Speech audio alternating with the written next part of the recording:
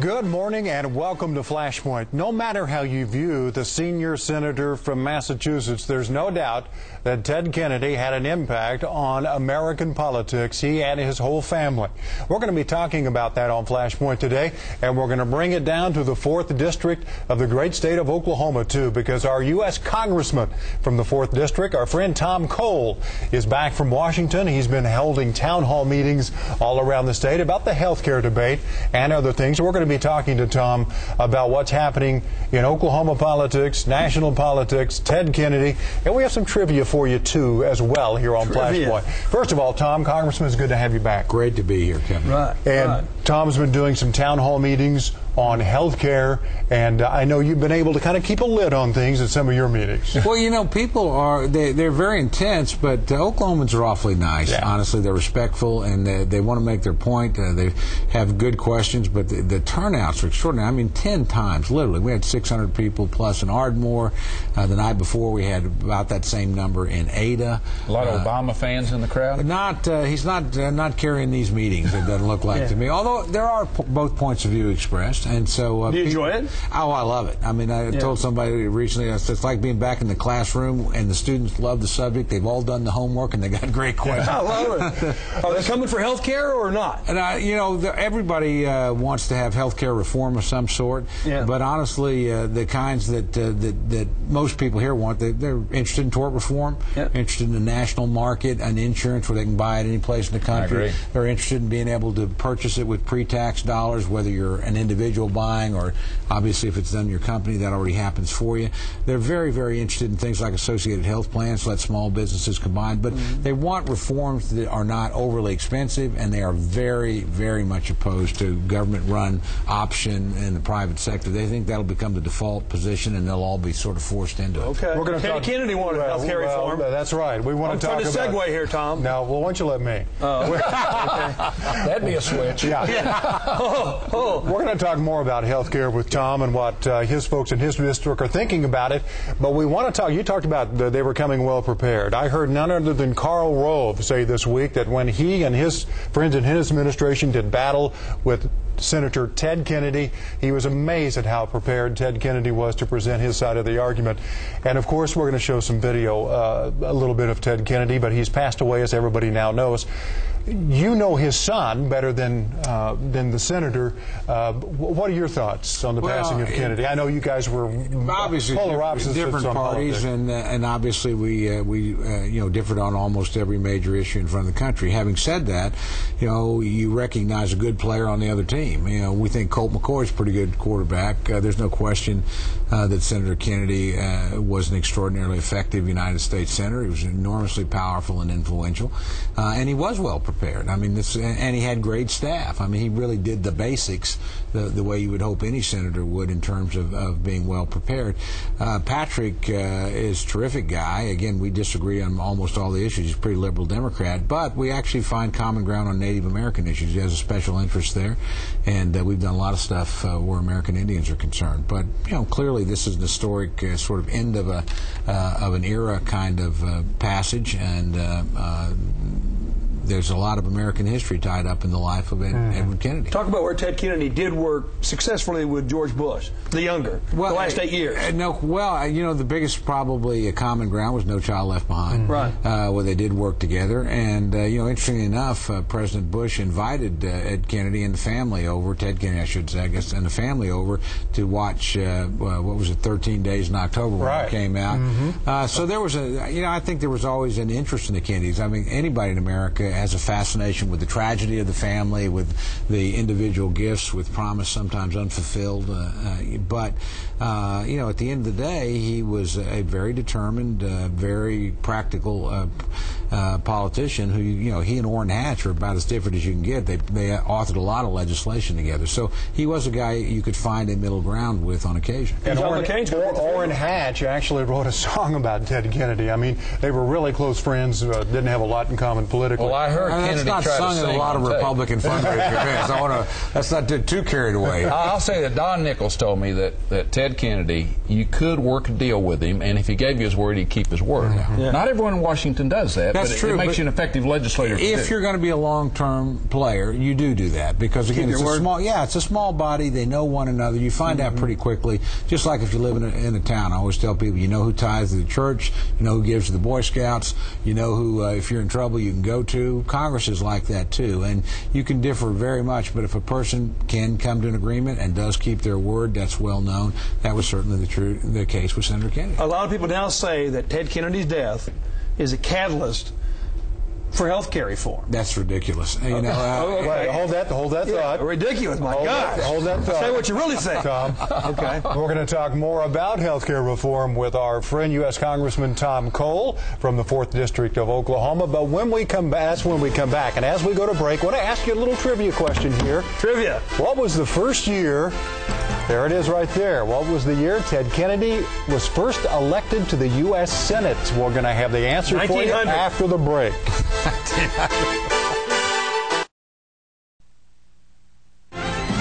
The question was, what year was Ted Kennedy first elected to the U.S. Senate? The answer, 1964. Did you guess that at home? Oh, 62. 62. His No, brother was president. But he was not elected in 62. He was appointed to take his brother's place. You're tricking us. Yeah. He was elected in 64 because he was too young to run. His brother was elected president in 1960. Yeah, but he took Bobby's place, I think.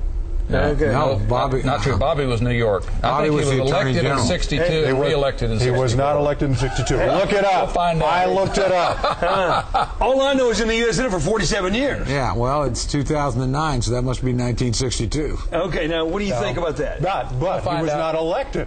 You didn't see the... Oh, no, Yeah. that's right. He was elected in 64. Great question. It's his electricity. If he doesn't like it, he'll pull the camera. So. Okay, are we going to have any kind of health care reform? Can Obama get there with the inspiration of Ted Kennedy or any other way? It really depends on whether or not the president and the Democratic Party, you have to do one of two things. I'm listening. You know, they either have to unite, because there's enough Democrats to pass something. So that means the president's proposals right now aren't selling to enough Democrats to push this thing through the Senate and the House right now. So when they blame the Republicans right now, It's nonsense. Hey, look, how many votes do you need? It's 257 to 178 in the House, and it's 60 to 40, 59 to 40 right now, sadly, in the United States Senate. So he's got bigger majorities than George Bush ever had, or any Republican president since the 20s. He can, if the Democrats are united, they'll get a plan. Absent that, then the left wing of the Democratic Party has to let him bargain with his own right wing. If he can bring, let's just be local, if he can bring a Dan Bourne to vote for something, guess what? There'd probably be a lot of Republicans. He's got to bring conservative Democrats. That's what opens the door to Republicans. But right now, he hasn't offered anything that conservatives are really interested in or want to support. Insurance reform. You're okay with that? No, I think there could be common ground on that, but he's trying something bigger. Again, if he'll do tort reform, national markets, prepaid, pre-tax dollars for everybody, those kinds of things, then you could probably find some common ground. But the government option or government-run program is an absolute. No Republican's going to vote for that.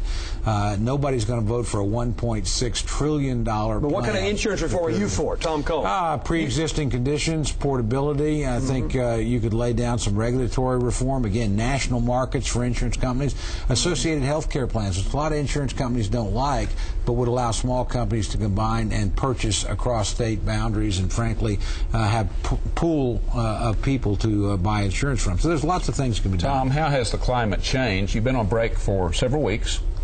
How's the climate change? When you get back to Washington in September, how's it going to be different than the American people have entered the debate? I mean, that's basically what's happening.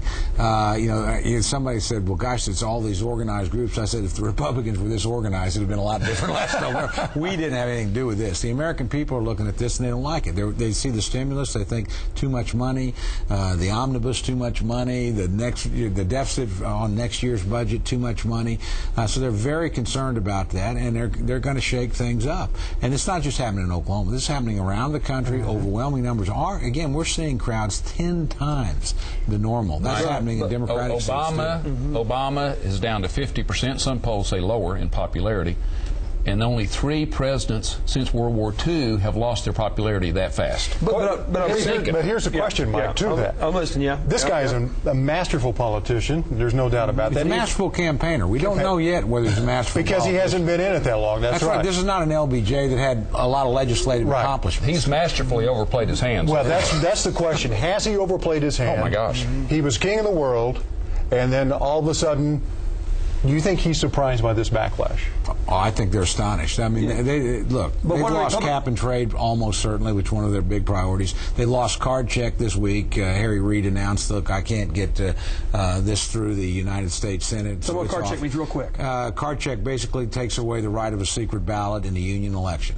And so that's something the unions want, something that, frankly, the folks that have a different point of view don't want. You don't think it's going to happen now? Go ahead. What else? That's not going to happen. Cap and trade, card check gone, immigration pushed off to next year, health care in desperate straits. Now, that's been from an opening 3 months of victory after victory. Since April, it's begun to turn, and it's turned largely because the issues that are coming up are dividing Democrats. Yeah. And, Democrats are happy to spend money. It's easy to unite Democrats to spend money, but it's tough. Is there any risk that Republicans? I like to say we're the party of hope, and you're the party of nope. N-O-P-E. Nope. No. Look, it's your own people saying no. I understand, but is there any risk that you guys get blamed for the fact that you're against everything? I think they'll try and do that, but no. Believe me, I'm happy to be blamed to be against this health care plan. I'm happy to be blamed to be against cap and trade. But the face of your party is Rush Limbaugh. Fair? No, it's not. No. Well, not remotely that. The Republican Party has a lot of leaders. It certainly doesn't. I mean, Democrats would love to say that. There's poll after poll that Americans say, no, that's not the Republican Party. But who is? Give me 2 or 3 national leaders right now, seriously, for the Republican Party. Probably the most important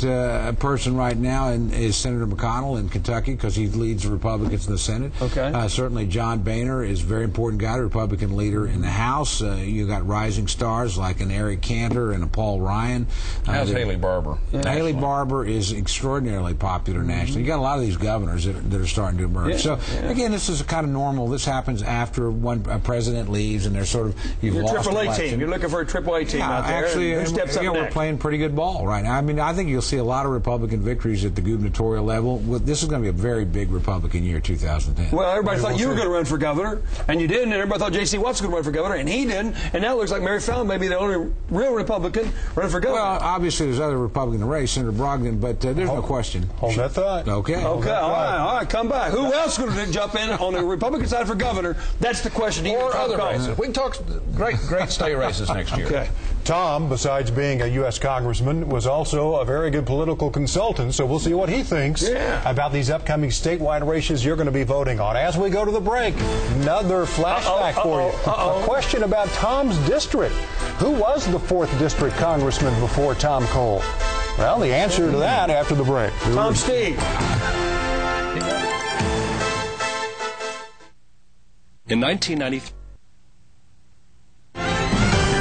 Well, who was the 4th District congressman before Tom Cole? Well, the answer to that is our very frequent guest here on Flashpoint, J.C. Watts. I was going to say, well, you need to rephrase it to who was the congressman after J.C. Watts. I guarantee you who's better known in that district, and it's certainly J.C. Well, some people may. Well, you took over, in 2002? 2002, if I like to say, slow white guy off the bench. No question about it. Hey, you talk about Tom having a good political mind. He ran every campaign I ever won. Oh, yeah. I didn't run all of them. Every one I won.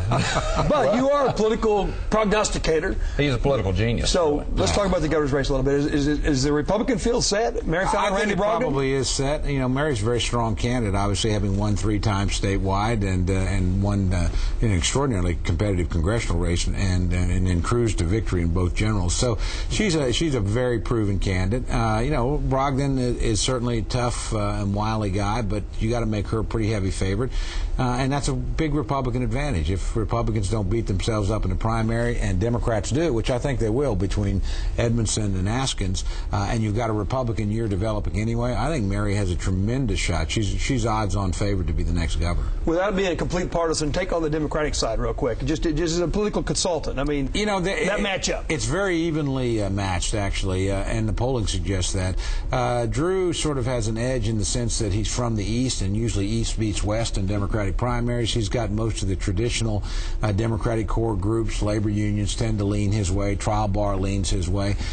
Jerry, though, will probably sweep the West. She's an historic candidate in her own right as a legitimate woman candidate, hardworking, and Drew's got a problem that every attorney general has. You make enemies because you make decisions. So he's got some enemies in rural Oklahoma that normally wouldn't be there. I think it'll be a slugfest. I really think either one of them could win, but again, that's going to be a Republican advantage. A bitter and hard-fought Democratic primary was the precondition to, guess what? The first Republican victory of all time, Henry Bellman, was a precondition to Frank Keating winning. Those was a precondition, frankly, to Dewey Bartlett winning. So I think the table is really well set for the Republican Party. But well, those Democrats are going to be battle-tested. Go ahead. Tom, the Democrats have had a strong bench with Brad Henry, that Largent loss.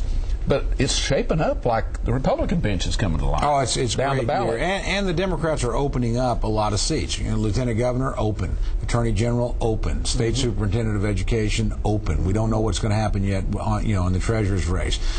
So those down ballot races, it's really tough to escape what happens at the top. And again, with all due respect to the President, he's enormously unpopular here. This was the only state in the country who didn't lose a county. And he's going to have a bad midterm. Didn't win a county. Didn't win a county. Excuse me. I hate to correct you on that. Yeah, well, I'm delighted to be Oh, you're delighted to be corrected on that. But on that issue, you finally got it right. Okay. But the reality is this will be a referendum on the opening 2 years of the Obama presidency as well. Really? And, that's national politics. Look, politics is local. You've said that before. It's not. It is, except when it's not. But look, even Bill Clinton, who's an awfully good politician, Ronald Reagan, awfully good politician, they both had terrible first midterms.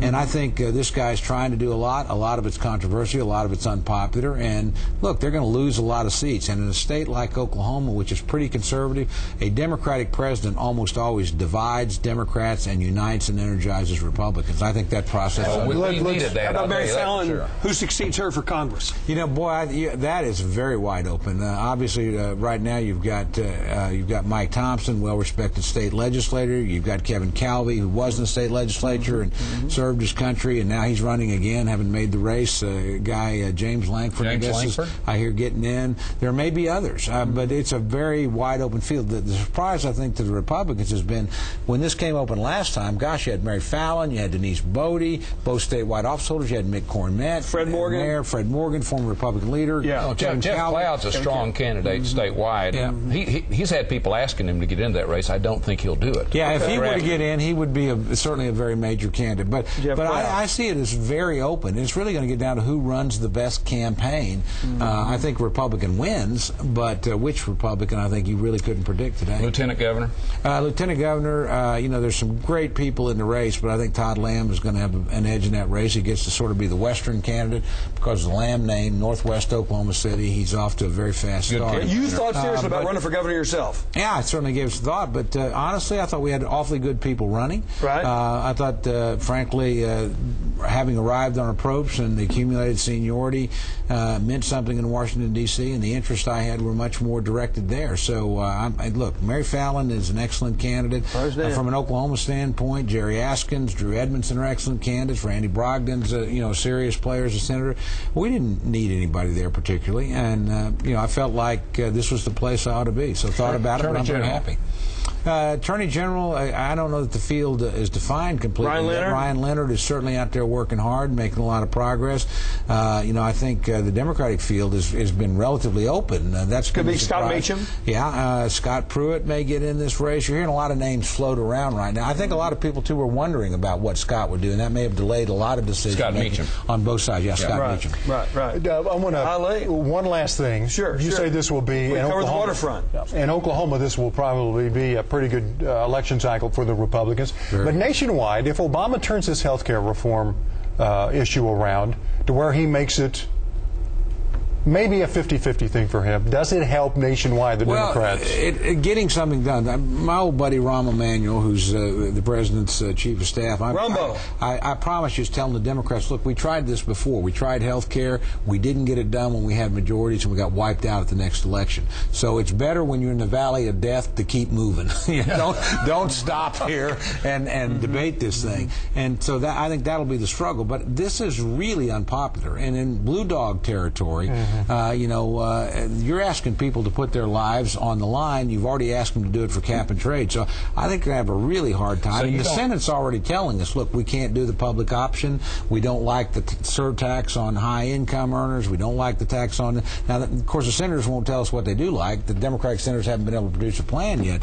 But I think, again, this is... and if the economy doesn't turn, you put it all together, it looks like a very bleak midterm for Democrats. We will see how it shapes up, and we will continue that's very uplifting. To my ears. We will continue to gauge the reaction from U.S. Representative Tom Cole as the election cycle rolls around. It's good to see you again. Thanks for being with us. Good luck on those town hall meetings, and we'll be following your path in Washington. Tell We'll be right back. for hello. Will do. Okay.